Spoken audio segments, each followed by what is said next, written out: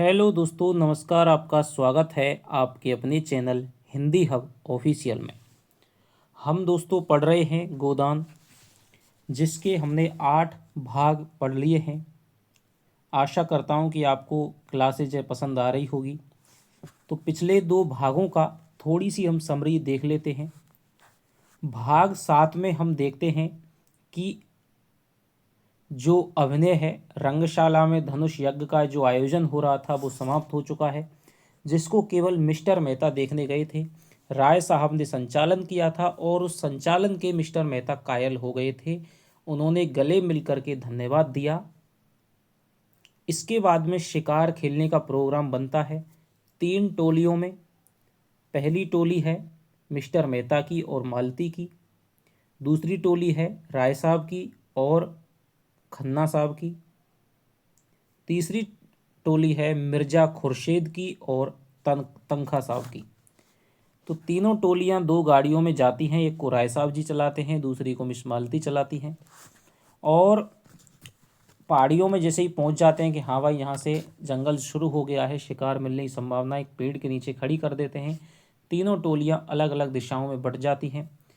Mister Mehta है पहली टोली, मालती उनसे बातचीत करती है और उनको कठोर हृदय मना व्यक्ति की उपाधि देती है कि भाई तुम तो बड़े ही निर्दयी हो, कठोर हो, थोड़ी देर ठहर जाओ, मुझसे नहीं चला जा रहा है। लेकिन मिस्टर मेहता है वो शिकार की तलाश में आए थे और इस मौके को गंवाना नहीं चाहते थे। उन्होंने कहा कि भाई यदि और कोई यदि शिकार करके लाया तो मुझे बड़ा ही दुख होगा, मैं बड़ा ही बेइज्जत महसूस करूँगा। तो वो चलते जा रहे थे। मिस मालती रुकने का आग्रह कर रही थी, लेकिन फिर भी उनके पीछे चली जा रही थी। बीच में नाला पड़ता है, पानी बहुत ज़्यादा था, बहाव भी बहुत ज़्यादा, लेकिन मिस्टर मेहता उसमें उतर जाते हैं।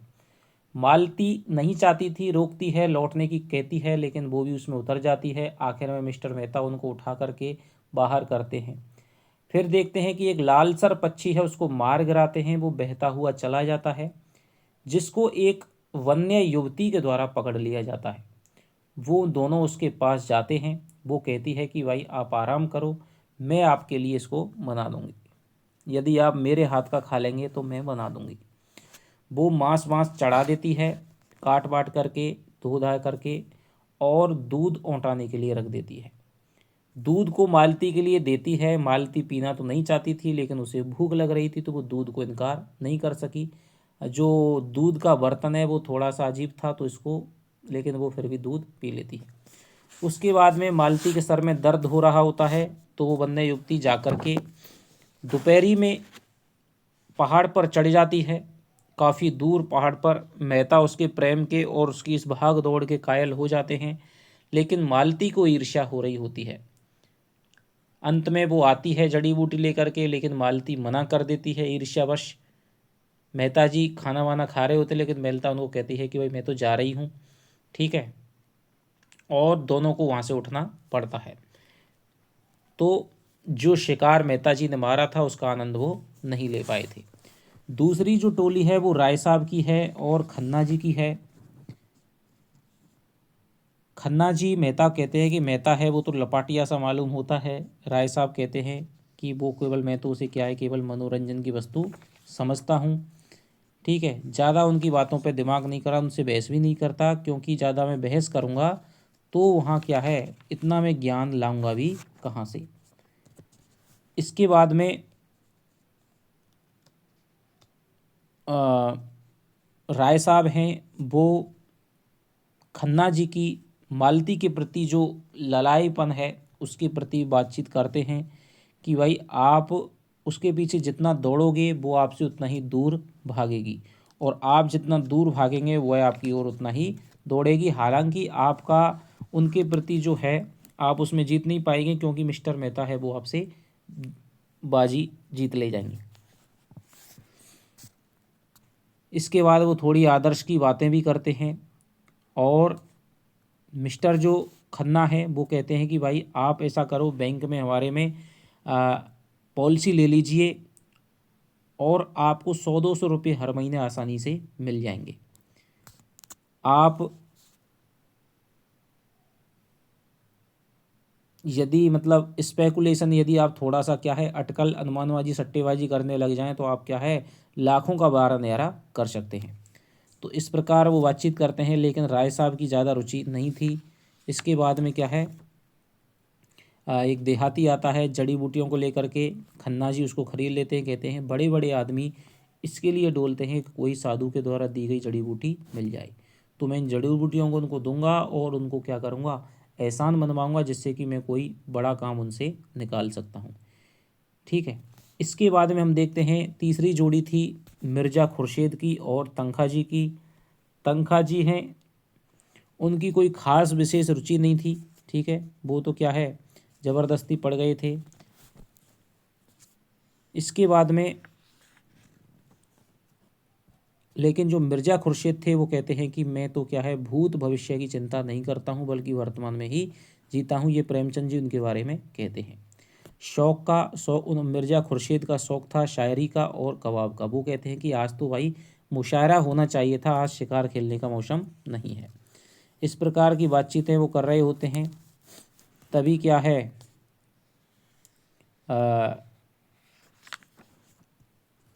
हिरनों का एक झुंड आता है, जिसमें मिर्ज़ा खुर्शीद जी एक को मार गिराते हैं और वो वहीं पर मर जाता है। उनको थोड़ी सी उसको देख कर के विरक्ति सी हो जाती है। एक लकड़ आ रहा है, वो उतर के जो कहता है मैं आपको पहुंचा देता हूं, तो वो कहते हैं इसको तू ही ले चल। उसको विश्वास नहीं होता है, वो ले चलता है। थोड़ी दूर बाद चल करके उसको पटक देता है। उसके बाद मिर्ज़ा खुर्शीद खुद लेते हैं, लेकिन वो भी थक जाते हैं। उसके बाद उन्हें एक थोड़ा सा क्या है एक खुरापात सूझती है कि मिस्टर तनख्वाह है, वो कह रहे हैं कि भाई आप अब की बार चुनाव में खड़े हो जाइए, और चुनाव में खड़े होकर के आप क्या है केवल खड़े हो जाओ और बैठने की कह करके आप रुपए ले लेना, मेरा भी काम बन जाएगा। लेकिन वो कहते हैं कि भाई मैं ऐसा नहीं करूँगा। वो कहते हैं कि तनख्वाह जी से कहते हैं कि भाई आप इस हिरन को यदि आप आ, कितनी दूर ले चलो, 100 कदम दूर यदि दूर तुम ले चलो, तो मैं क्या है तुम जो कहोगे मैं क्या करूँगा उतना ही मैं वैसा ही करूँगा।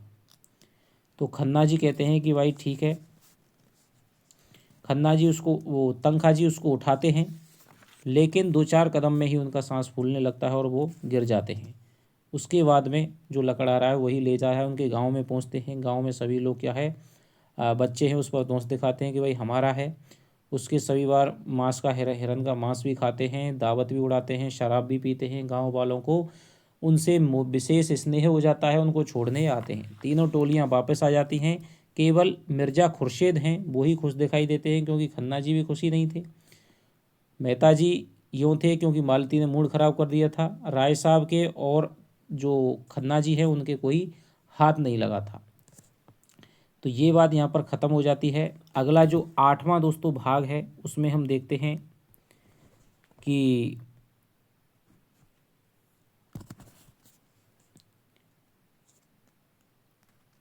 बारिश हो गई है और सभी किसान हैं वो हल जोतने वाले हैं, लेकिन राय साहब का एक कारिंदा है नौखेराम, वो सबसे मना कर देता है कि भाई अब की हल नहीं चलेगा, पहले की जो बाकी है उसको आपको चुकाना पड़ेगा।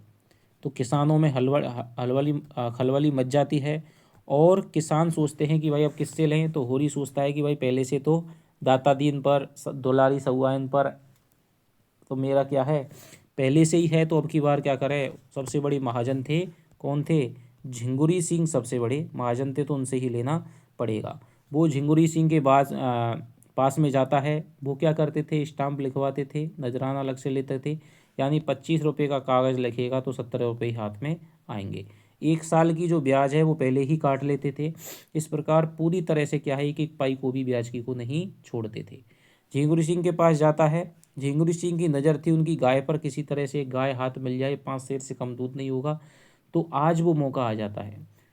होरी कहता है कि भाई मुझे चाहिए रुपए। वो कहता है तुम क्या वैसे ही स्टाम्प विस्टाम्प के चक्कर में पड़ोगे, ऐसा करो कोई ना कोई गहने हैं वो तुम यहाँ पर रख दो। वो कहता है गहने तो क्या है, कच्चे सूत का कोई धागा भी नहीं है, तो ऐसा करो तुम गाय को रख दो। तो पहले तो होरी नहीं मानता है, लेकिन वो उसको समझाते हैं हथकंडों से, तो होरी मान जाता है। वो कहता है कि एक लेकिन मैं एक बार आपको सबकी सहमति से बताऊंगा। घर जाकर कहता है घर में कोहराम मच जाता है, कोई भी तैयार नहीं होता है। धनिया को तो ऐसे तैसे मना लेता है। बातचीत होती है कि भाई जब दोनों लड़कियां सो जाएंगी तब जा करके गाय को झिंगुरी सिंह को दे आएगा। गोबर को भी कोई आपत्ति नहीं थी, क्योंकि वो एक अलग ही प्रकार की धुन में मस्त था दुनिया के चक्कर में। दोनों बच्चियां सो जाती हैं, उसके बाद में गाय को ले जाया जाता है। तभी होरी को क्या है, उसका हृदय द्रवित हो जाता है। वो कहता है कैसे कैसे लाए थे, बड़े मन से आस थी। तो धनिया भी उसका समर्थन करती है कि भाई अब गाय को मत ले जाओ। लेकिन होरी उसको बाहर बांध देता है कि इसको गर्मी लग रही है, खुले हवा में सांस ले लेगी। वहाँ से वो अपने भाई छोटे छोटे, जो तीसरा नंबर का भाई था शोभा, उसको देखने चला जाता है। और वहाँ पर उसको राय साहब के जो अत्याचार हो रहा था उसके बारे में बातचीत होती है। वो सारे गांव में चर्चा का केंद्र बना हुआ था। इसके बाद में वो जैसे ही घर आ रहा है तो अंधेरे में उसको देखता है कि कोई आदमी खड़ा है। वो पूछता है कौन है। वो कहता है मैं हीरा हूँ, तुम्हारे कौड़े में से आग लेने आया हूँ। तो वो कहता है तम्बाकू है क्या? कि तम्बाकू तो है। वो कहता है आज तो आजकल तो शोभा बहुत बीमार है। वो कहता है शोभा अपनी अपनी चलाता है, किसी को मानता ही नहीं है, अपने आप को क्या है सबसे बढ़िया बताता है। बोला यही तो उसमें खोट है। दोनों तम्बाकू पीते हैं, बातचीत करते हैं। होरी भीतर आता है, हीरा चला जाता है। धनिया उससे गोबर की करतूतों के बारे में कहती है कि भाई सारे गांव में चर्चा हो रही है कि तुम्हारा लड़का है, वो क्या विशेष रूप से बिगड़ा हुआ है। होरी कहता है कोई दिक्कत नहीं, दुनिया जैसी मेहतरिया कहाँ मिलेगी, इतनी सस्ते में आ जाएगी। वो कहती है बिरादरी में नाक कट जाएगी, फिर अपनी दो छोटी बेटियों का ब्याह तुमसे कौन करेगा। इसके बाद वहीं गोबर आ जाता है। वो कहता है कि सुंदरिया, गाय का नाम पहली बार हमें पता चलता है क्या है, सुंदरिया नाम है। तो सुंदरिया को क्या हो गया देखिए। तो वो देखते हैं कि बाहर उसके क्या निकल रहा था, फिचकोर निकल रहा था, झाग निकल रहे थे। वो सबसे पहले जाते हैं किसके पास में, पशु पशु चिकित्सा के आचार्य थे गांव में, कौन, पंडित दाता दीन। दाता दीन जी के पास में जाते हैं। दाता दीन जी आते हैं और वो देखते हैं कि भाई किसी ने कुछ को खिला दिया। सारा गांव जमा हो जाता है। अंत में सभी लोग होली के दुख में दुखी होकर के मातम बना करके चले जाते हैं।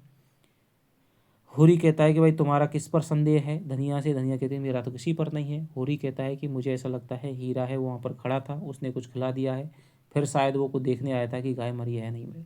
धनिया इससे क्या है प्रचंड आवेग में आ जाती है और वो कहती है कि मैं इस पर 3 साल की चक्की पिसवाऊंगी और धर्म का पाप लगेगा, भोज करेगा, तीर्थ करेगा, तब जा करके इसको तब याद आएगा। और होरी को अपने बताने की बात पर पछतावा होता है, भूल लगती है। यहाँ से आगे अब 9वां पार्ट है दोस्तों, वो हम देखने वाले हैं। देखिए, प्रातःकाल होरी के घर में एक पूरा हंगामा हो गया। होरी धनिया को मार रहा था, धनिया उसे गालियां दे रही थी। दोनों लड़कियां बाप के पांवों से लिपटी चिल्ला रही थीं और गोबर माँ को बचा रहा था। बार बार होरी का हाथ पकड़कर पीछे ढकेल देता, पर ज्यों ही धनिया के मुंह से कोई गाली निकल जाती, होरी अपने हाथ छुड़ाकर उसे 2-4 घूंसे और लात जमा देता। उसका बूढ़ा क्रोध जैसे किसी गुप्त संचित शक्ति को निकाल लाया हो। सारे गांव में हलचल पड़ गई। लोग समझाने के बहाने तमाशा देखने आ पहुंचे।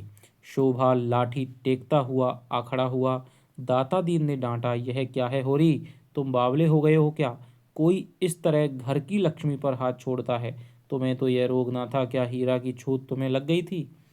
होरी ने पालागन करके कहा, महाराज तुम इस वक्त ना बोलो, मैं आज इसकी बांध छुड़ाकर तब दम लूंगा। मैं जितना ही तरह देता हूँ उतना ही यह सिर चढ़ती है। धनिया सजल क्रोध में बोली, महाराज तुम गवाह रहना, मैं आज इस और इसके हत्यारे भाई को जेहल भिजवाकर तब पानी पीऊंगी। इसके भाई ने गाय को माहुर खिलाकर मार डाला। माहुर कहते हैं दोस्तों विष को। अब जो मैं थाने में रपट लिखाने जा रही हूं तो यह हत्यारा मुझे मारता है। इसके पीछे अपनी जिंदगी चौपट कर दी, उसका यह इनाम दे रहा है। होरी ने दांत पीसकर और आंखें निकाल कर कहा कि फिर वही बात मुंह से निकाली, तूने देखा था हीरा को माहौर खिलाते? तू कसम खा जा कि तूने हीरा को गाय की नाद के पास खड़े नहीं देखा। हाँ मैंने नहीं देखा, कसम खाता हूँ। बेटे के माथे पर हाथ रख के कसम खा। होरी ने गोबर के माथे पर कांपता हुआ हाथ रखकर कांपते हुए स्वर में बोला, मैं बेटे की कसम खाता हूँ, मैंने हीरा को नाद के पास नहीं देखा। धनिया ने जमीन पर थूक कर कहा, थोड़ी है तेरी झुटाई पर। तूने खुद मुझसे कहा कि हीरा चोरों की तरह नाद के पास खड़ा था और अब भाई के पक्ष में झूठ बोलता है। थोड़ी है, अगर मेरे बेटे का बाल भी बांका हुआ तो घर में आग लगा दूंगी। सारी गृहस्थी में आग लगा दूंगी। भगवान, आदमी मुंह से बात कहकर इतनी बेशर्मी से मुकर जाता है। होरी पांव पटक कर बोला, धनिया गुस्सा मत दिखा, नहीं बुरा होगा। मार तो मार रहा है और मार ले। जा, तू अपने बाप का बेटा होगा तो आज मुझे मार कर तब पानी पिएगा। पापी ने मारते मारते मेरा बुरकस निकाल लिया, फिर भी इसका जी नहीं भरा। मुझे मारकर समझता है मैं बड़ा वीर हूँ, भाइयों के सामने भीगी बिल्ली बन जाता है, पापी कहीं का हत्यारा। फिर वह बेन कहकर रोने लगी।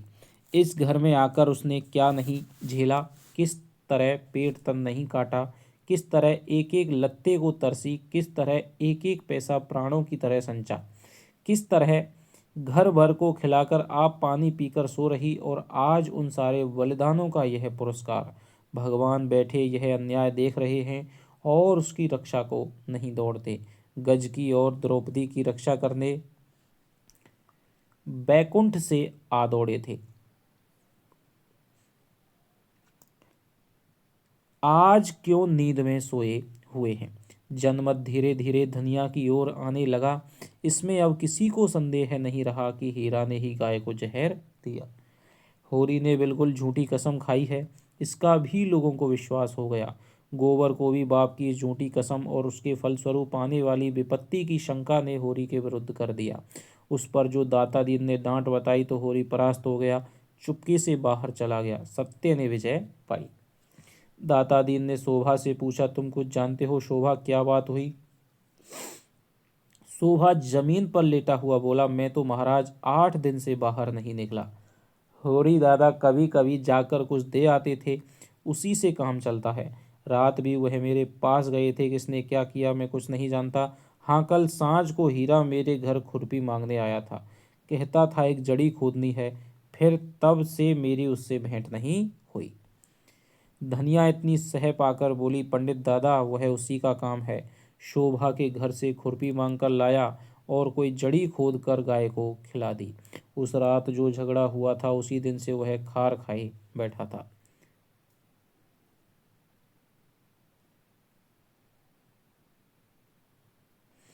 दातादीन बोले, यह बात साबित हो गई तो उसे हत्या लगेगी। पुलिस कुछ करे या ना करे, धर्म तो बिना दंड दिए ना रहेगा।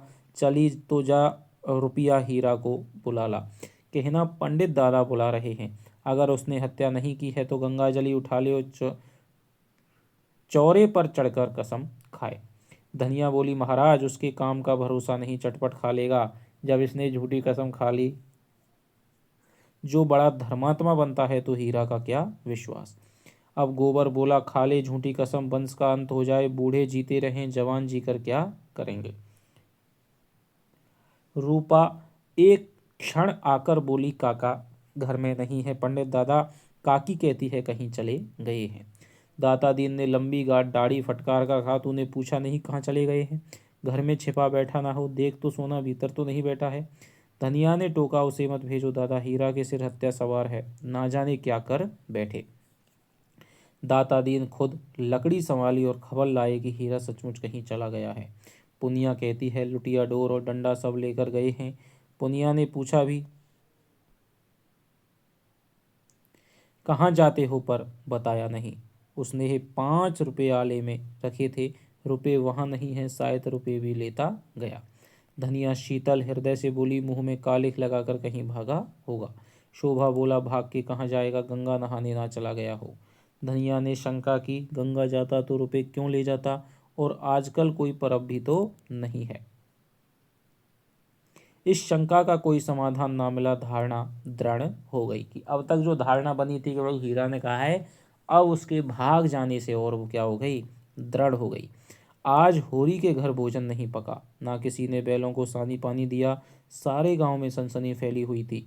2-2 4-4 आदमी जगह जगह जमा होकर इस विषय की आलोचना कर रहे थे। हीरा अवश्य कहीं भाग गया, देखा होगा कि भेद खुल गया। जब जेहल जाना पड़ेगा, हत्या अलग लगेगी। बस कहीं भाग गया। पुनिया अलग रो रही थी, कुछ कहा ना सुना, ना जाने कहाँ चल दिए। जो कुछ कसर रह गई थी वह संध्या समय हल्के के थानेदार ने आकर पूरी कर दी। गांव के चौकीदार ने इस घटना की रपट की, जैसा उसका कर्तव्य था, और थानेदार साहब भला अपने कर्तव्य से कब चूकने वाले थे। अब गांव वालों को भी उनकी सेवा सत्कार करके अपने कर्तव्य का पालन करना चाहिए। दाता दीन, झिंगुरी सिंह, नोखेराम, उनके चारों प्यादे, मंगरू शाह और लाला पटेश्वरी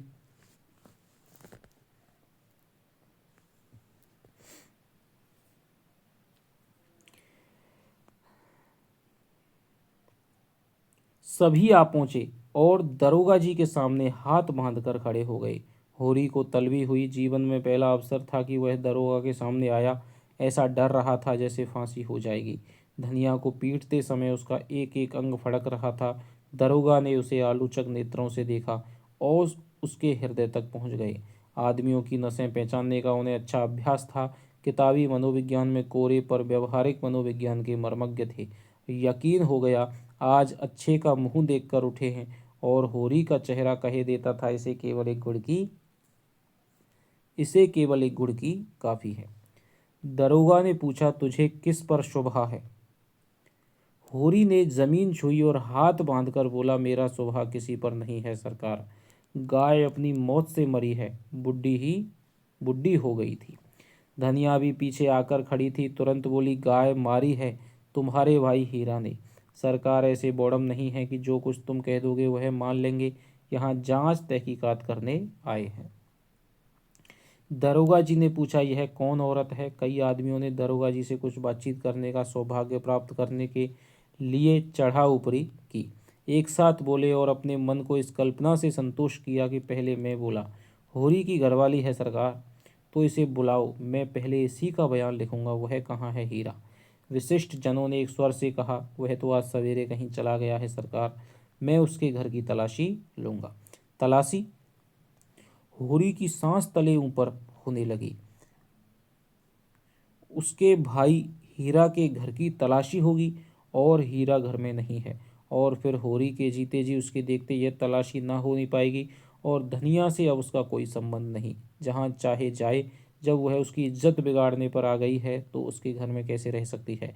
जब गली गली की ठोकर खाएगी तब पता चलेगा। गांव के विशिष्ट जनों ने इस महान संकट को टालने के लिए कानाफूसी शुरू की। दाता दीन ने गंजा सिर हिलाकर कहा, यह सब कमाने के ढंग हैं। पूछो हीरा के घर में क्या रखा है?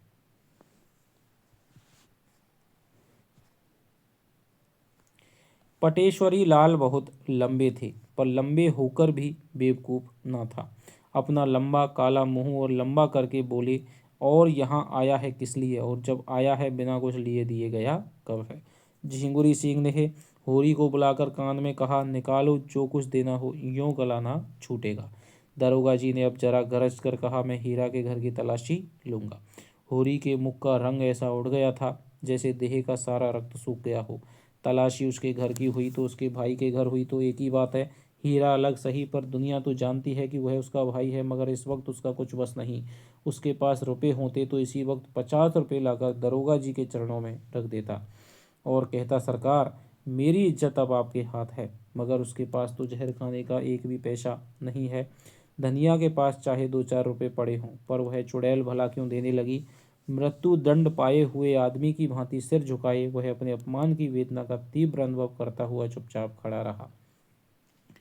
दा,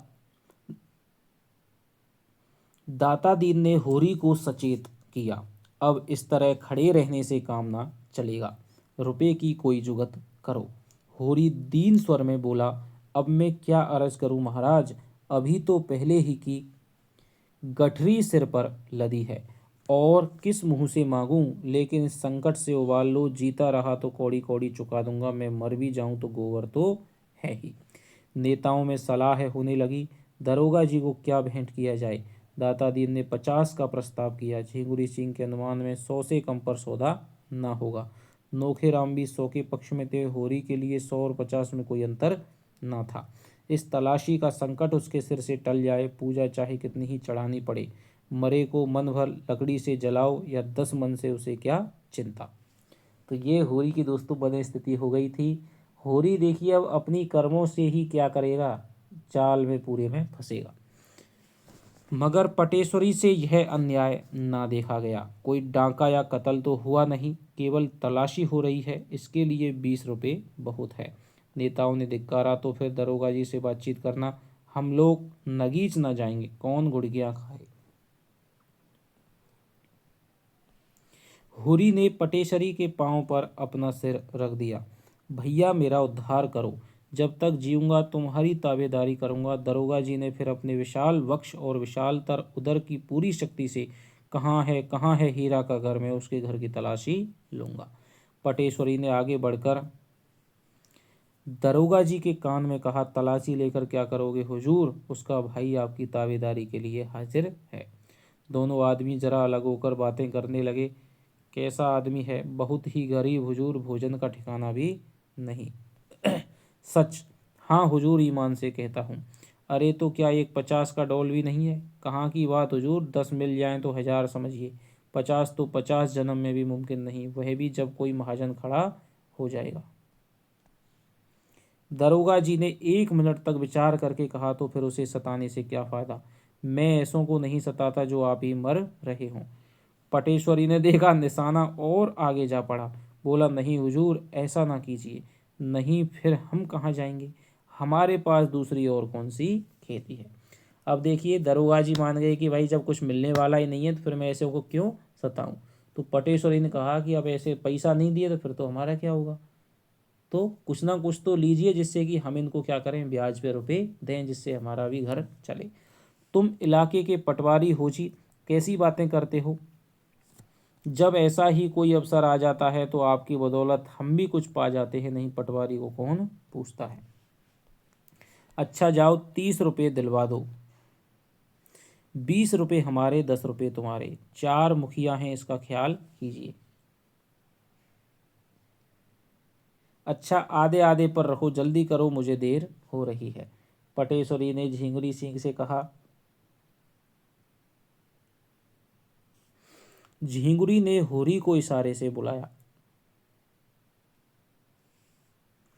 अपने घर गए, 30 रुपये गिनकर उसके हवाले किए और एहसान से दबाते हुए बोले, आज ही कागज लिखा लेना, तुम्हारा मुंह देखकर रुपए दे रहा हूँ तुम्हारी भलमनसी पर। होरी ने रुपए लिए और अंगोछे के कोर में बांधे प्रसन्न मुख आकर दरोगा की ओर चला। सहसा धनिया झपट कर आगे आई, अंगूठी एक झटके के साथ उसके हाथ से छीन ली। गांठ पक्की ना थी, झटका पाते ही खुल गई, सारे रुपए जमीन पर बिखर गए। नागिन की तरह फुंकार कर बोली, ये रुपए कहाँ लिए जा रहा है बता, भला चाहता है तो सब रुपए लौटा दे, नहीं कहे देती हूँ। घर के परानी दिन रात मरे, दाने दाने को तरसें, लत्ता भी पहनने को मयस्सर यानी उपलब्ध ना हो, और अंजलि भर रुपए लेकर चला है इज्जत बचाने। ऐसी बड़ी है तेरी इज्जत, जिसके घर में चूहे लौटें वह भी इज्जत वाला है।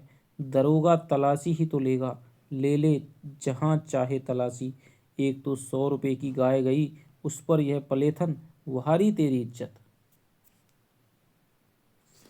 होरी खून का घूंट पीकर रह गया। सारा समूह है जैसे थर्रा उठा, नेताओं के सिर झुक गए। दरोगा का मुंह जरा सा निकल आया, अपने जीवन में उसे ऐसी लताड़ना मिली थी।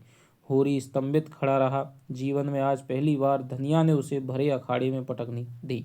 आकाश तका दिया, अब वह कैसे सिर उठाए। मगर दरोगा जी इतनी जल्दी हार मानने वाले ना थे। खिसियाकर बोले, मुझे ऐसा मालूम होता है कि शैतान की खाला ने हीरा को फंसाने के लिए खुद उसको जहर दे दिया। धनिया हाथ मटकाकर बोली, हाँ दे दिया। अपनी गाय थी, मार डाली, फिर किसी दूसरे जानवर तो नहीं मारा। तुम्हारे तहकीकात में यही निकलता है तो यही लिखो। पहना दो मेरे हाथ में हथकड़ियाँ। देख लिया तुम्हारा न्याय और तुम्हारे अक्ल की दौड़। गरीबों का गला काटना दूसरी बात है, दूध का दूध पानी का पानी करना दूसरी बात।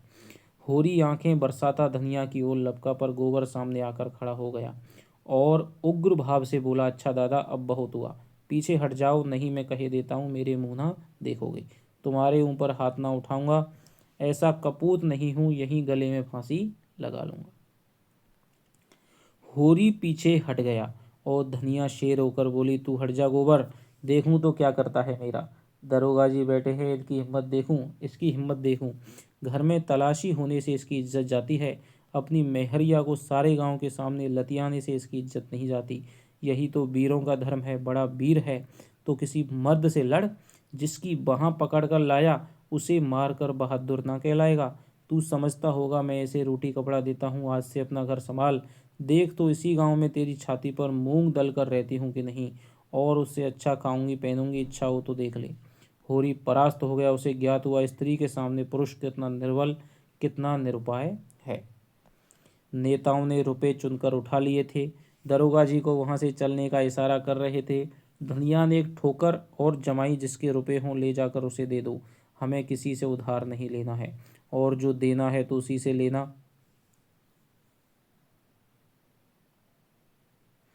मैं दमड़ी भी ना दूंगी, चाहे मुझे हाकिम के इजलास तक ही चढ़ना पड़े।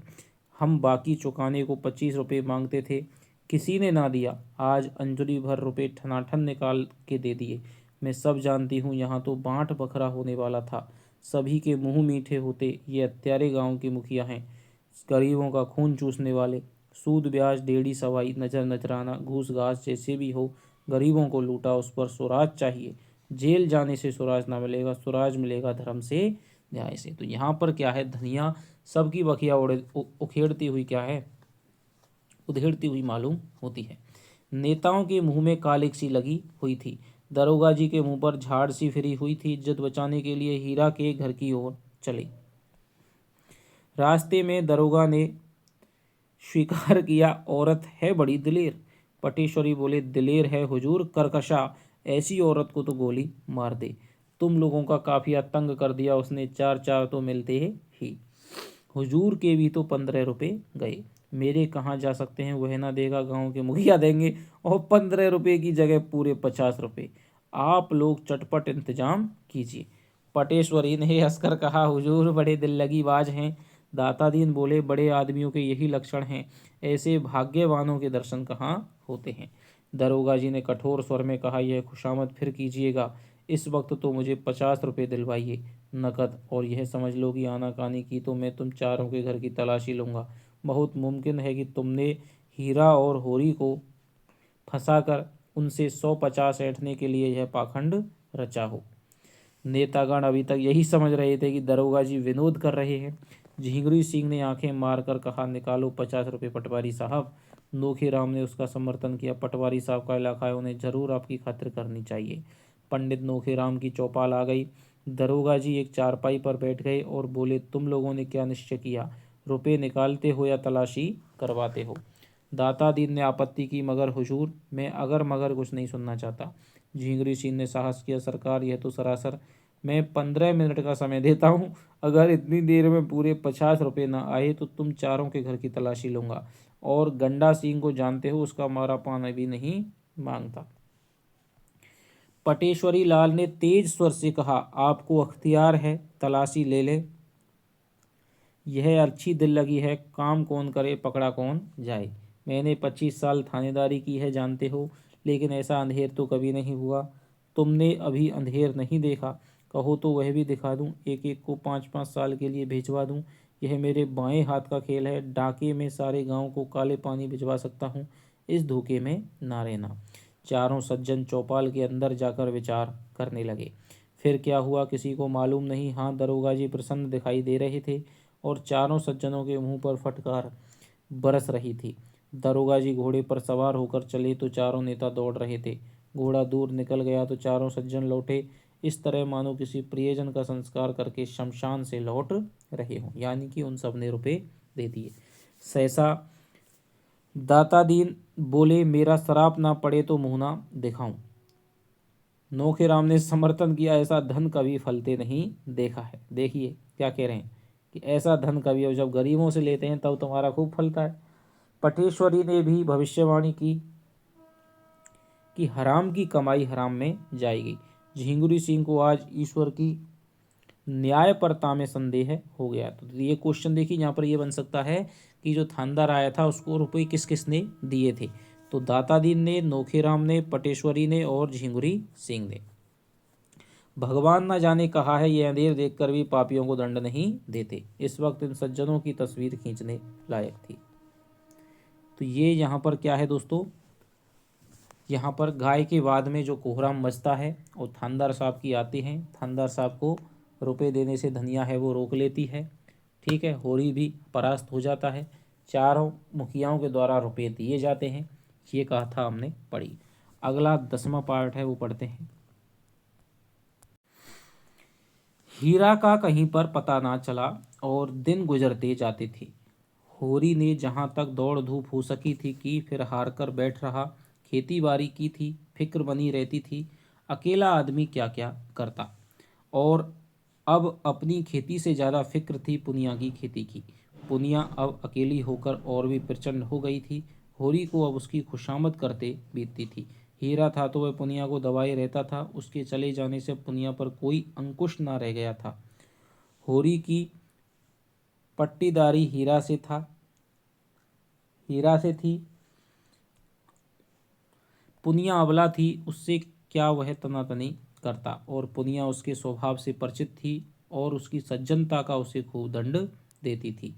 खैरियत यही हुई कि कारकुन साहब ने पुनिया से बकाया लगान वसूल करने की कोई शक्ति ना की, केवल थोड़ी सी पूजा लेकर राजी हो गई। नहीं, होरी अपनी बकाया के साथ उसकी बकाया चुकाने के लिए भी कर्ज लेने को तैयार था। सावन में धान की रोपाई की ऐसी धूम रही कि मजूर ना मिले और होरी अपने खेतों में धान ना रोप सका। लेकिन पुनिया के खेतों में कैसे ना रोपाई होती। होरी ने पहर रात रात तक काम करके उसके धान रोपे। अब होरी ही तो उसका रक्षक है। अगर पुनिया को कोई कष्ट हुआ तो दुनिया उसी को तो हंसेगी। नतीजा यह हुआ, होरी को खरीफ की फसल में बहुत थोड़ा अनाज मिला और पुनिया के बखार में धान रखने की जगह ना हुई। बखार जहाँ पर अनाज वगैरह है वो रखा जाता है। होरी और धनिया में उस दिन से बराबर मनमुटाव चला आता था। गोबर से भी होरी की बोलचाल बंद थी। माँ बेटे ने मिलकर जैसे उसका बहिष्कार कर दिया था। अपने घर में परदेशी बना हुआ था। दो नावों पर सवार होने वाले की जो दुर्गति होती है वह उसकी हो रही थी। गांव में भी अब उसका उतना आदर ना था। धनिया ने अपने साहस से स्त्रियों का ही नहीं पुरुषों का नेतृत्व भी प्राप्त कर लिया था। महीनों तक आसपास के इलाकों में इस कांड की खूब चर्चा रही, यहाँ तक कि वह अलौकिक रूप तक धारण करता जाता था। धनिया नाम है उसका जी, भवानी का इष्ट है उसे। दरोगा जी ने जो ही उसके आदमी के हाथ में हथकड़ी डाली कि धनिया ने भगवान का सुमरन किया, भवानी उसके सिर आ गई। फिर तो उसमें इतनी शक्ति आ गई कि उसने एक झटके में पति की हथकड़ी तोड़ डाली और दरोगा की मूछें पकड़कर उखाड़ ली। फिर उसकी छाती पर चढ़ बैठी। दरोगा ने जब बहुत मानता की तब जाकर उसे छोड़ा। कुछ दिन तक तो लोग धनिया के दर्शनों को आते रहे। वह बात अब पुरानी पड़ गई थी, लेकिन गांव में धनिया का सम्मान बहुत बढ़ गया। उसमें अद्भुत साहस है और समय पड़ने पर वह मर्दों के भी कान काट सकती है। तो यह कथन पूछा जा सकता है कि उसमें अद्भुत साहस है और वह समय पड़ने पर भी मर्दों के कान काट सकती है। किसके बारे में प्रेमचंद जी कहते हैं। मगर धीरे धीरे धनिया में एक परिवर्तन हो रहा था। होरी को पुनिया की खेती में लगे देखकर वह कुछ ना बोलती थी। और यह इसलिए नहीं कि वह होरी से विरक्त हो गई थी, बल्कि इसलिए कि पुनिया पर अब उसे भी दया आती थी। हीरा को घर से भाग जाना उसकी प्रतिशोध भावना की तुष्टि के लिए काफ़ी था। इसी बीच में होरी को ज्वर आने लगा। फसली बुखार फैला था ही, होरी उसके चपेट में आ गया और कई साल के बाद जो ज्वर आया तो उसने सारी बकाया चुका ली। 1 महीने तक होरी खाट पर पड़ा रहा। इस बीमारी ने होरी को तो कुचल डाला ही, पर धनिया पर भी विजय पा गई। पति जब मर रहा तो उसने कैसा बैर, ऐसी दशा में तो वैरियों से भी बैर नहीं रहता। वह तो अपना पति है, लाख बुरा हो पर उसी के साथ जीवन के 50 साल कटे हैं, 25 साल कटे हैं। सुख किया है तो उसी के साथ, दुख भोगा है उसी के साथ। अब तो चाहे वह अच्छा है या बुरा अपना है। दाढ़ीदार ने मुझे सबके सामने मारा, सारे गांव के सामने मेरा पानी उतार लिया, लेकिन तब से कितना लज्जित है कि सीधे ताकता नहीं। खाने आता है तो सिर झुकाए खाकर उठ जाता है, डरता रहता है कि मैं कुछ कहना बैठूं। होरी जब अच्छा हुआ तो पति पत्नी में मेल हो गया था। एक दिन धनिया ने कहा, तुम्हें इतना गुस्सा कैसे आया? मुझे तो तुम्हारे ऊपर कितना ही गुस्सा आए मगर हाथ ना उठाऊंगी। होरी लजाता हुआ बोला, अब इसकी चर्चा ना कर धनिया, मेरे ऊपर कोई भूत सवार था, इसका मुझे कितना दुख है वह मैं ही जानता हूँ। और जो मैं भी उस क्रोध में डूब मरी होती तो क्या मैं रोने के लिए बैठा रहता? मेरी लाश भी तेरे साथ चिता पर जाती। अच्छा चुप करो, बेबात की बात मत बको।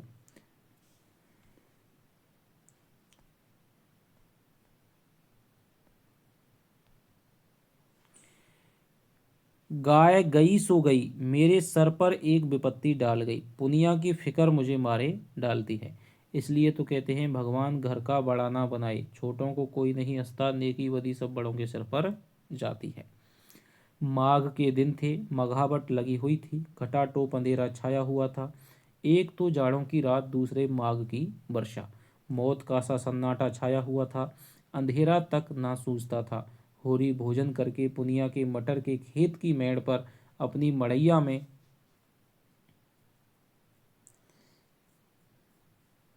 अब देखिए यहाँ पर वो ही दृश्य आ रहा है, ऐसा लग रहा है कि भाई पूस की रात है वो हम पढ़ रहे हैं। कि माघ के दिन थे, मगावट लगी हुई थी, होरी भोजन करके पुनिया के मटर के खेत की मेड़ पर अपनी मड़ैया में लेटा हुआ था। चाहता था शीत को भूल जाए और सो रहे, लेकिन तार तार कंबल और फटी हुई मिर्चई और शीत के झोंकों से गीली पुआल। तो वो ही देखिए पूस की रात में जो वर्णन है प्रेमचंद जी का, तो वही यहाँ पर वर्णन है वो हमें मिलता है। ऐसा हो सकता है कि भाई इसी वर्णन को बढ़ा करके, इसी पार्ट को उन्होंने बढ़ा करके पूस की रात नामक कहानी है वो लिख दी हो, क्योंकि लगभग वही समय 1931 में शायद वही समय है पूस की रात का है, और वही समय इस उपन्यास के लेखन का चल रहा होगा। इतने शत्रुओं के सम्मुख आने का नींद में साहस ना था। आज तमाकू भी ना मिला कि उसी से मन बहलाता। ऊपला सुलगा लाया था पर शीत में वह भी बुझ गया। बेबाय फटे पैरों को पेट में डालकर, हाथों को जांघों के बीच में दबाकर, कंबल में मुंह छिपाकर अपनी ही गर्म सांसों से अपने को गर्म करने की चेष्टा कर रहा था। 5 साल हुए यह मिर्जई बनवाई थी, धनिया ने एक प्रकार से जबरदस्ती बनवा दी थी। वही जब एक बार काबुली से कपड़े लिए थे, जिसके पीछे कितनी सांसत हुई, कितनी गालियां खानी पड़ी। और कंबल तो उसके जन्म से भी पहले का है। बचपन में ही अपने माँ बाप के साथ वह इसी में सोता था। जवानी में गोबर को लेकर इसी कंबल में उसके जाड़े कटे थे, और बुढ़ापे में आज वही बूढ़ा कंबल उसका साथी है। पर अब वह भोजन को चबाने वाला दांत नहीं दुखाने वाले, अब वह भोजन को चबाने वाले दांत नहीं दुखाने वाले दांत हैं। यानी जो जब दांत सही होते हैं तो वो भोजन को चबाते हैं, और जब ये दांत यदि खराब हो जाएं तो भोजन को खाते समय वो दुख देते हैं। जीवन में ऐसा तो कोई दिन ही नहीं आया कि लगान और महाजन को देकर कुछ भी ना बचा हो, और बैठे बैठाए यह एक नया जंजाल पड़ गया। ना करो तो दुनिया हंसे, करो तो यह संशय बना रहे कि लोग क्या कहते हैं। सब यह समझते हैं कि वह पुनिया को लूट लेता है, उसकी सारी उपज घर में भर लेता है। एहसान तो क्या होगा, उल्टा कलंक लग रहा है। और उधर भूला कई बेर याद दिला चुके हैं कि कहीं कोई सगाई का डोल करो, अब काम नहीं चलता। शोभा उससे कई बार कह चुका है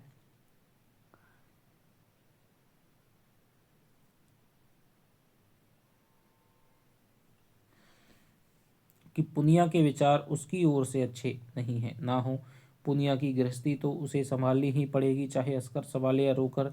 धनिया का दिल भी अभी तक साफ नहीं हुआ, अभी तक उसके मन में मलाल बना हुआ है। मुझे सब आदमियों के सामने उसको मारना नहीं चाहिए था। जिसके साथ 25 साल गुजार दिए उसे मारना और सारे गांव के सामने मेरी नीचता थी। लेकिन धनिया ने भी तो मेरी आबरू उतारने में कोई कसर नहीं छोड़ी।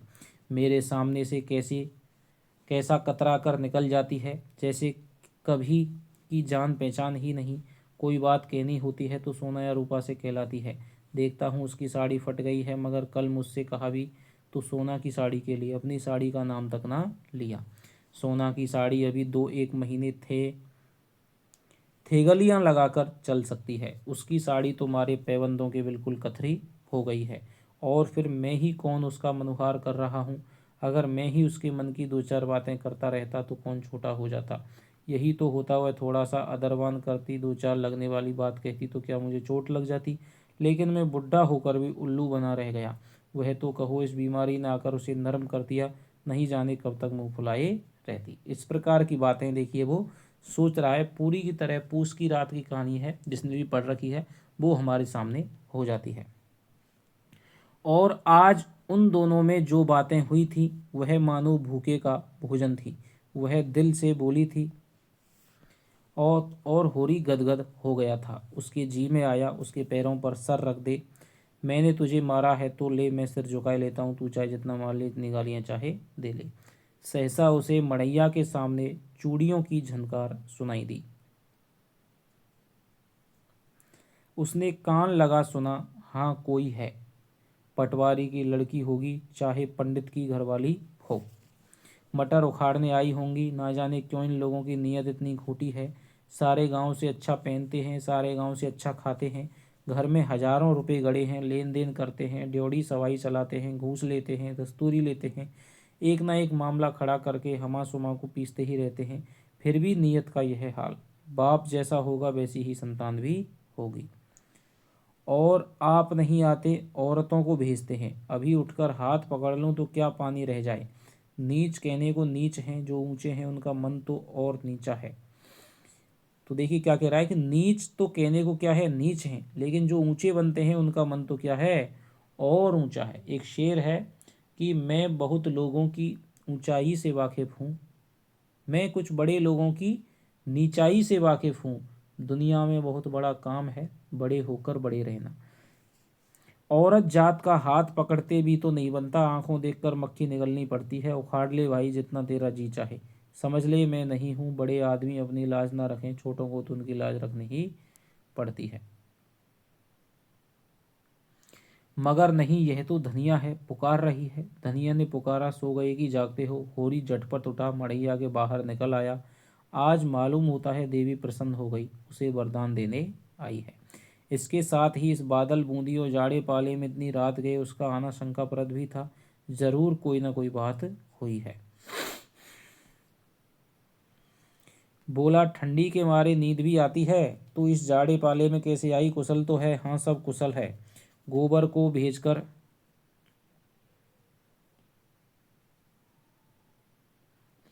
मुझे क्यों नहीं बुलवा लिया? धनिया ने कोई उत्तर ना दिया। मड़ैया में आकर पुआल पर बैठती हुई बोली, गोबर ने तो मुंह में कालिख लगा दी। उसकी करनी क्या पूछते हो? जिस बात से डरती थी वह होकर रही। क्या हुआ? क्या किसी से मारपीट कर बैठा? अब मैं जानूं क्या कर बैठा, चलकर पूछो उसी राण से। किस राण से? क्या कहती है तू? बोरा तो नहीं गई? हाँ बोरा क्यों ना जाऊंगी, बोरा माने पागल।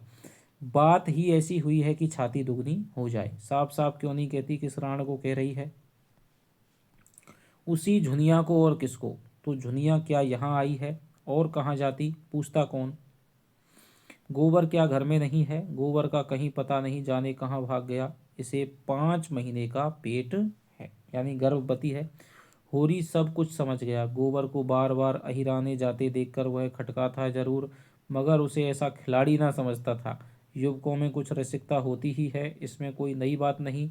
मगर जिस रुई के गोले को उसने नीले आकाश में हवा के झोंके से उड़ते देखकर केवल मुस्कुरा दिया था, वह सारे आकाश में छाकर उसकी मार्ग को इतना अंधकार में बना देगा, यह तो कोई देवता भी ना जान सकता था। गोबर ऐसा लंपट, वह सरल गंवार जिसे वह अभी बच्चा समझता था, लेकिन उसे भोज की चिंता ना थी, पंचायत का भय ना था, दुनिया घर में कैसी रहेगी इसकी चिंता भी उसे ना थी। उसे चिंता थी किसकी? गोबर की। लड़का लज्जाशील है, अनाड़ी है, आत्माभिमानी है, कहीं कोई नादानी ना कर बैठे। घबरा कर बोला, झुनिया ने कुछ कहा नहीं। गोबर कहाँ गया? उससे कहकर ही गया होगा। धनिया झुंझलाकर बोली, तुम्हारी अकल तो घास खा गई है। उसकी चहेती तो यहाँ बैठी है, भागकर जाएगा कहाँ? यहीं कहीं छिपा बैठा होगा। दूध थोड़े ही पीता है कि खो जाएगा। मुझे तो इस कलमुही झुनिया की चिंता है कि इसे क्या करूं। अपने घर में क्षण भर भी ना रहने दूंगी। जिस दिन गाय लाने गया था उसी दिन से दोनों में तकजक होने लगी। पेट ना रहता तो अभी बात ना खुलती, मगर जब पेट रह गया तो झुनिया लगी घबराने। कहने लगी, कहीं भाग चलो। गोबर टालता रहा। एक औरत को साथ लेके कहाँ जाए, कुछ ना सूझा। आखिर जब आज वह सिर हो गई तो मुझे यहाँ से लेके चलो, नहीं तो मैं प्राण दे दूंगी। तब बोला, तू चलकर मेरे घर में रह, कोई कुछ ना बोलेगा, अम्मा को मना लूंगा। यह गधी उसके साथ चल पड़ी। कुछ दूर तो आगे आगे आता रहा, फिर ना जाने किधर सरक गया। यह खड़ी खड़ी उसे पुकारती रही। जब रात भीग गई तो वह ना लौटा, भागी यहाँ चली आई। मैंने तो कह दिया, जैसा किया है वैसा फल भोग। चुड़ैल ने लेके मेरे लड़के को चौपट कर दिया। तब से बैठी रो रही है, उठती नहीं। कहती है, अपने घर कौन मुंह लेकर जाऊं। भगवान ऐसी संतान से तो बांझ ही रखे तो अच्छा। सवेरे होते होते सारे गांव में कांव कांव मच जाएगी। ऐसा जी होता है माहौर खा लूं। मैं तुमसे कहे देती हूँ, मैं अपने घर में ना रखूँगी। गोबर को रखना हो तो अपने सिर पर रखे, मेरे घर में ऐसी छत्तीसियों के लिए भी जगह नहीं है। अगर तुम बीच में बोले तो फिर या तुम ही रहोगे या मैं रहूँगी। हीरा बोला, तुझसे बना नहीं। होरी बोला, तुझसे बना नहीं। उसे घर में आने ही ना देने चाहिए था। सब कुछ कह के हार गई, टलती ही नहीं, धरना दिए बैठी है। अच्छा चल देखूं कैसे नहीं उठती, घसीट कर बाहर निकाल दूंगा।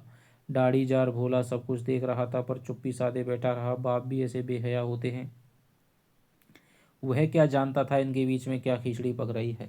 जानता क्यों नहीं था, गोबर रात दिन घेरे रहता था तो क्या उसकी आंखें फूट गई थी। सोचना चाहिए था ना कि यहाँ क्यों दौड़ दौड़ आता है। चल मैं झुनिया से पूछता हूँ ना। दोनों मड़ैया से निकलकर गांव की ओर चले। होरी ने कहा, 5 घड़ी रात के ऊपर हो गई। धनिया बोली, हाँ और क्या, मगर कैसे सोता पड़ गया है, कोई चोर आए तो सारे गांव को मूस ले जाए। चोर ऐसे गांव में नहीं आते, धनियों के घर जाते हैं। धनिया ने ठिठक कर होरी का हाथ पकड़ लिया। बोली, देखो हल्ला ना मचाना, नहीं सारा गांव जाग उठेगा और बात फैल जाएगी। होरी ने कठोर स्वर में कहा, मैं यह कुछ नहीं जानता। हाथ पकड़कर घसीट लाऊंगा और गांव के बाहर कर दूंगा। बात तो एक दिन खुलनी ही है, फिर आज ही क्यों ना खुल जाए। वह मेरे घर आई क्यों, जहाँ जाए जहाँ गोबर है उसके साथ कुकर्म किया है तो क्या हमसे पूछकर किया था। धनिया ने फिर हाथ पकड़ा और धीरे से बोली, तुम उसका हाथ पकड़ोगे तो वह चिल्लाएगी तो चिल्लाया करे, मुदा इतनी रात गए, अंधेरे सन्नाटे रात में जाएगी कहाँ यह तो सोचो। जाए जहाँ उसके सगे हों, हमारे घर में उसका क्या रखा है। हाँ लेकिन इतनी रात गए घर से निकालना उचित नहीं। पाँव भारी है, कहीं डर डरा जाए तो और आफत हो। ऐसी दशा में कुछ करते धरते भी तो नहीं बनता। हमें क्या करना है, मरे या जिए, जहाँ चाहे जाए, क्यों अपने मुंह में कालिख लगाऊं। मैं तो गोबर को भी निकाल बाहर करूंगा। धनिया ने गंभीर चिंता से कहा, कालिख जो लगनी थी वह तो अब लग गई। वह अब जीते जी नहीं छूट सकती। गोबर ने नौका डुबा दी। गोबर ने नहीं डुबाई, इसी ने, वह तो बच्चा था इसके पंजे में आ गया। किसी ने डुबाई, अब तो डूब गई। दोनों द्वार के सामने पहुंच गए। सहसा धनिया ने होरी के गले में हाथ डालकर कहा, देखो तुम्हें मेरी सौं, उस पर हाथ ना उठाना। वह तो आप ही रो रही है, भाग की खोटी ना होती तो यह दिन ही क्यों आता। कि देखिए जहाँ पर धनिया सोचती थी, आई थी तब कह रही थी कि वह इसको घर में ही टिकने दूंगी, और पिछले भागों में हमने देखा किस तरह बात कर रही थी, गाय मरी थी उससे पहले। तो अब देखिए क्या है, उसको क्या है, और धनिया है थोड़ी सी क्या है, तेज है, लेकिन वो जल्दी द्रवित भी हो जाती है। शुरुआत में देखा कि पुन्नी की दशा को देखकर उसको भी दया आने लग गई थी। होरी की आंखें आर्द्र हो गईं। धनिया का यह मात्र स्नेह उस अंधेरे में भी जैसे दीपक के समान उसी चिंता जर्जर आकृति को शोभा प्रदान करने लगा। दोनों ही के हृदय में जैसे अतीत यौवन सचेत हो उठा। होरी को इस बीत यौवना में भी वही कोमल हृदय बालिका नजर आई जिसने 25 साल पहले उसके जीवन में प्रवेश किया था। उस आलिंगन में कितना अथाह वात्सल्य था जो सारे कलंक, सारी बाधाओं और सारी मूलबद्ध परंपराओं को अपने अंदर समेटे लेता था। दोनों ने द्वार पर आकर किवाड़ों के दराज से अंदर झांका। दीवट पर तेल की कुप्पी जल रही थी और उसके मध्यम प्रकाश में झुनिया घुटने पर सिर रखे द्वार की ओर मुंह किए अंधकार में उस आनंद को खोज रही थी जो एक क्षण पहले अपनी मोहिनी छवि दिखाकर विलीन हो गया था। वह आफत की मारी व्यंग वाणों से आहत और जीवन के आघातों से व्यथित किसी वृक्ष की छाहें खोजती फिरती थी, और उसे एक भवन मिल गया था जिसके आश्रय में वह अपने को सुरक्षित और सुखी समझ रही थी। पर आज वह भवन अपना सारा सुख विलास लिए अलादीन के राजमहल की भांति गायब हो गया था और भविष्य एक विकराल दानव के समान उसे निगल जाने को खड़ा था। तो ये कथन देकर के आपसे पूछा जा सकता है किसके बारे में कहा गया है, तो ये झुनिया के बारे में कहा है। एकाएक द्वार खुलते और होरी को आते देखकर वह भय से कांपती हुई उठी और होरी के पैरों पर गिरकर रोती हुई बोली, दादा अब तुम्हारे सिवाय मुझे दूसरा ठौर नहीं है। चाहे मारो चाहे काटो, लेकिन अपने द्वार से दुरदराओ मत। होरी ने झुककर उसकी पीठ पर हाथ फेरते हुए प्यार भरे स्वर में कहा, डर मत बेटी, डर मत। तेरा घर है, तेरा द्वार है, तेरे हम हैं, आराम से रह। जैसी तू भूला की बेटी है वैसे ही मेरी बेटी है। जब तक हम जीते हैं किसी बात की चिंता मत कर, हमारे रहते कोई तुझे तिरछी आंखों से ना देख सकेगा। भोज भात जो लगेगा वह हम सब दे देंगे, तू खातिर जमा रख। झुनिया सांत्वना पाकर और भी होरी के पैरों से चिमट गई, बोली दादा अब तुम ही मेरे बाप हो, अम्मा तुम ही मेरी माँ हो, मैं अनाथ हूँ, मुझे शरण दो, नहीं मेरे काका और भाई मुझे कच्चा ही खा जाएंगे। धनिया अपनी करुणा के आवेश को अब ना रोक सकी, बोली तू चल घर में बैठ, मैं देख लूंगी काका और भैया को, संसार में उन्हीं का राज नहीं है, बहुत करेंगे अपने गहने ले लेंगे, फेंक देना उतार कर। अभी जरा देर पहले घनिया ने क्रोध के आवेश में झुनिया को उल्टा कलंकनी कलमुही ना जाने क्या क्या कह डाला था, झाड़ू मारकर घर से निकालने जा रही थी। अब जो झुनिया ने स्नेह क्षमा आश्वासन से भरे यह वाक्य सुने तो होरी के पांव छोड़कर धनिया के पांव से लिपट गई, और वह साध्वी जिसने होरी के सिवा किसी पुरुष को आंख भरकर देखा भी ना था, इस प्रतिष्ठा को गले लगाए उसके आंसू पहुंच रही थी और उसके त्रस्त हृदय को अपने कोमल शब्दों से शांत कर रही थी, जैसे कोई चिड़िया अपने बच्चे को परों में छिपाए बैठी हो। होरी ने धनिया को संकेत किया कि इसे कुछ खिला पिला दे और झुनिया से पूछा, क्यों बेटी, तुझे कुछ मालूम है गोबर किधर गया? झुनिया ने सिसकते हुए कहा, मुझे तो कुछ नहीं कहा, मेरे कारण तुम्हारे ऊपर, यह कहते कहते उसकी आवाज़ आंसुओं में डूब गई। होरी अपनी व्याकुलता न छिपा सका, जब तूने आज उसे देखा तो कुछ दुखी था, बातें तो हंस हंस कर रहे थे, मन का हाल भगवान जाने। तेरा मन क्या कहता है गांव में कि कहीं बाहर चला गया? मुझे तो शंका होती है कहीं बाहर चले गए। तो ये दुनिया कहती है, यही मेरा मन भी कहता है, कैसी नादानी की, हम उसके दुश्मन थोड़े ही थे, जब भली या बुरी एक बात हो गई तो उसे निभानी पड़ती है, इस तरह भागकर उसने हमारी जान आफत में डाल दी। धनिया ने झुनिया का हाथ पकड़कर अंदर ले जाते हुए कहा, कायर कहीं का, जिसकी बाह पकड़ी उसका निर्वाह करना चाहिए कि मुंह में कालिख लगाकर भाग जाना चाहिए, अब जो आए तो घर में बैठने ना दूं। होरी वहीं पुआल में लेटा होरी वहीं पुआल में लेटा, गोबर कहाँ गया यह प्रश्न उसके हृदयाकाश में किसी पक्षी की भांति मंडराने लगा। तो यहाँ तक दोस्तों हमारे 10 भाग हैं वो हो गए हैं। इसकी जो समरी है वो हम अगली क्लास में देखेंगे। ठीक है, आशा करता हूँ कि आपको क्लासें थोड़ी पसंद आ रही होंगी। शुरुआत में थोड़ा सा क्या है, थोड़ी सी समरी बतानी पड़ती है तो थोड़ी जल्दबाजी हो जाती है। आप वहाँ पर स्पीड है वो स्लो करके ले सकते हैं, या थोड़ी आपको यदि स्पीड है, कोई भी यदि आपको दिक्कत है तो वो आप कमेंट में लिख करके बताइएगा।